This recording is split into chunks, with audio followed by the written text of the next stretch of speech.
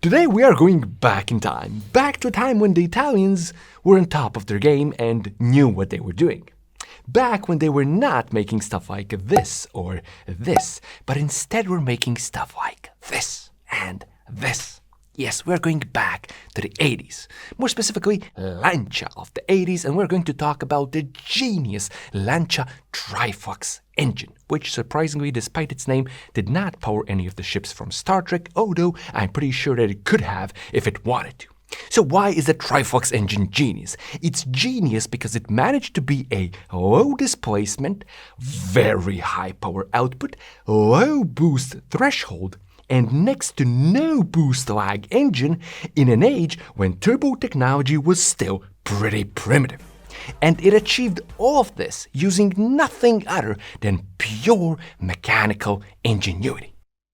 You see, back in the 80s, turbos were spreading rapidly through motorsport because everybody, manufacturers, drivers, racing teams, constructors, you name it, everybody realized that yes, there is a replacement for displacement, and it's called a turbo. You put a big turbo on a small inline four-cylinder engine and suddenly you're making the power of something that has twice the displacement and twice the number of cylinders. A big turbo has a big compressor wheel. And a big compressor wheel can push massive quantities of air into the engine.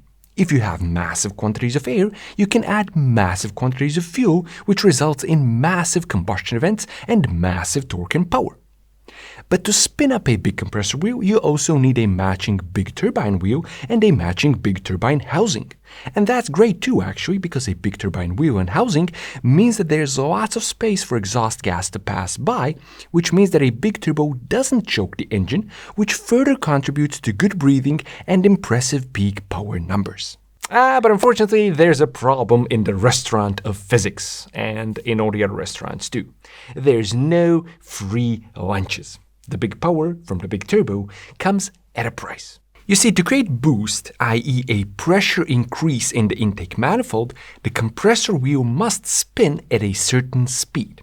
And because the compressor wheel is fixed to the turbine wheel, that means that the turbine wheel must also spin at a certain speed. And to bring a big turbine wheel to our desired speed, we need a large amount of exhaust gas. An engine is simply unable to generate sufficient flow of exhaust gas for a big turbine wheel at low RPM. It must rev higher to create the needed exhaust gas flow. The result is a high boost threshold. Your boost threshold is the RPM where your engine starts producing significant boost. And with a big turbo back in the 80s, it wasn't uncommon to have your boost threshold at 4 or 5,000 RPM or even higher, creating an engine whose power and torque curves had the smoothness of a rectangle. Usually they were lethargic below the boost threshold and completely insane above it. The result isn't just something that's difficult to control and handle, but something that's ultimately suboptimal for performance in the sport of rally where Lancia was competing. The great variation in rally track configurations, surfaces, and conditions means that it's a sport where most of the RPM range of the engine ends up actually being used, so having a Jekyll and Hyde in that department is not ideal. Now, when you release the throttle and dramatically reduce the flow of exhaust gas, the turbine wheel, of course, rapidly slows down. The problem arises when you come back on the throttle. If you're above the boost threshold, you of course expect power to return instantly, but it does not. Instead, there's a delay while the flow of exhaust gas you just created overcomes the big inertia of the big wheel, leading to a delay in power delivery known as turbo lag. Lancia was actually one of the first manufacturers to try and actively combat both a high boost threshold and big turbo lag. Their first attempt was the legendary and revolutionary Group B Lancia Delta S4, which was the first vehicle ever to utilize Twincharging, where both a supercharger and a turbocharger are employed on the same engine. The supercharger essentially fills the low RPM gap left behind by the big turbo. The supercharger is directly belt-driven by the crankshaft of the engine, which means that it does not have to wait for sufficient exhaust gas flow to accumulate so it can build boost. The result is, of course, lagless torque delivery even at the lowest of RPM. But we must not forget the all-important rule: no free lunches. The supercharger pays for its instant responsiveness with high parasitic losses and high heat.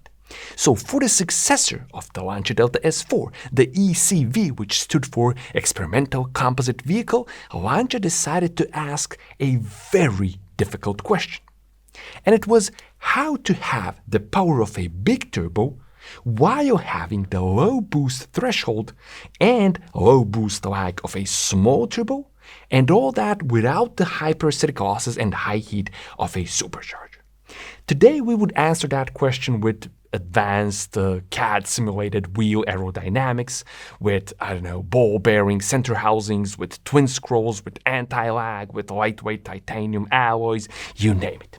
But back in the 80s, Lancia really didn't have any of that at their disposal. So to answer their very difficult question, they decided to look back at the heart of the engine, at the combustion chamber. If you look at the combustion chamber of pretty much any engine ever made with 4 valves per cylinder, you can be sure that 2 valves will be intake and 2 valves will be exhaust, and they will be set up in pairs. In other words, the 2 intake valves will occupy one half of the chamber, and the 2 exhaust valves will occupy the other half. The result is, of course, that we're going to have the intake manifold on one side and the exhaust manifold on the other side of the engine. But Claudio Lombardi, the designer of the Lancia Triflux engine, he thought that this was boring. So he decided to mix things up, do a wife swap arrangement. Instead of this, he said, let's do this. Seems like a pretty small change, doesn't it? Well, it changes everything.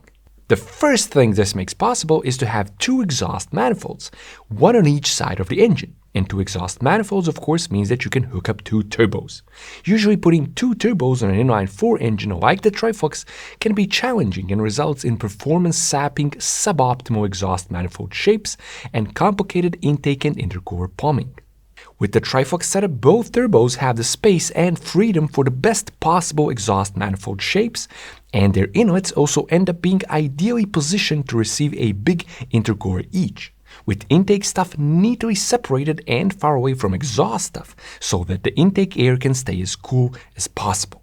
The intake manifold of the engine now sits right on top of it, feeding air straight down into the cylinder F1 style for optimal intake air velocity.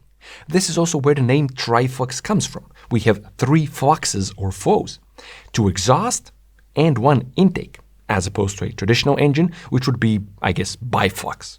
But the main benefit of this setup is not the neat plumbing, it's that it allows big power while having a very low boost threshold and next to 0 turbo lag. How come? Well, that's because a small turbo has small wheels, small mass, less inertia, and also it requires less exhaust gas to get the wheels up to speed. Wait a second, D4A is kinda stupid. Think about it. In a traditional setup, we have 8 valves supplying exhaust gas to a big turbo. In the Triflux setup, we have 4 valves supplying exhaust gas to a turbo half the size. Spooling up Turbo X with 8 valves shouldn't be any slower than spooling Turbo X over 2 with 4 valves. Half the turbo gets half the exhaust gas. The Triflux engine is pointless. No, you're pointless for commenting before watching the video. The Triflux engine is not that simple. It's not just a twin-turbo inline-4. It's a twin-turbo inline-4 with some very clever valves hidden in its piping.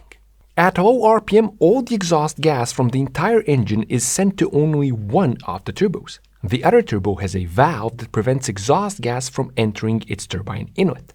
This leaves only one exit path, and so all the exhaust gas from the entire engine goes to the first turbo, which means that the entire engine is working to spool up just one small turbo, resulting in a super low boost threshold and near 0 lag because one small turbo has minimal inertia.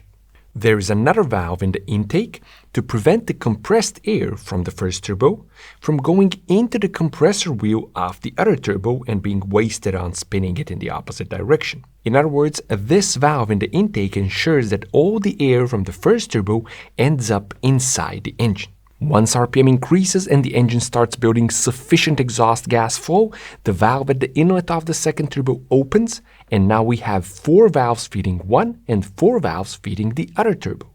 This means that we prevent a small, fast-spooling turbo from becoming a bottleneck and choking the engine. The second turbo now comes on and we have twice the air mass going into the engine. The intake valve of course opens as well, and now both turbos feed the engine, resulting in a continued increase of power and torque. The cherry on top is that we are feeding each turbo with only 4 valves, resulting in smaller individual exhaust pulses, which should in theory create less pulse interference, resulting in further improved performance and spool up.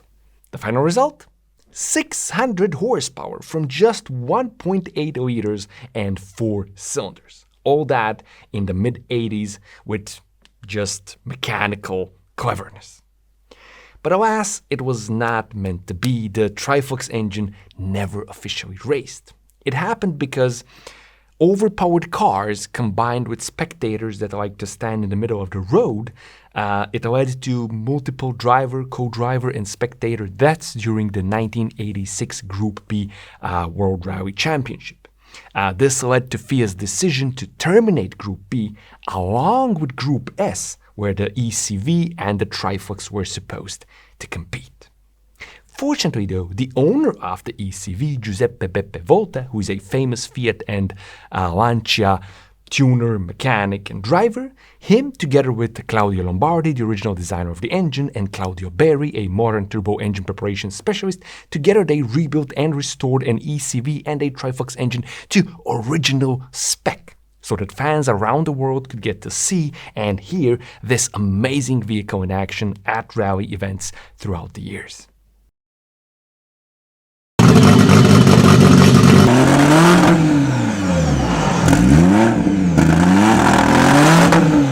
Che conta nella storia del mondo dei rally? Mickey Biasion!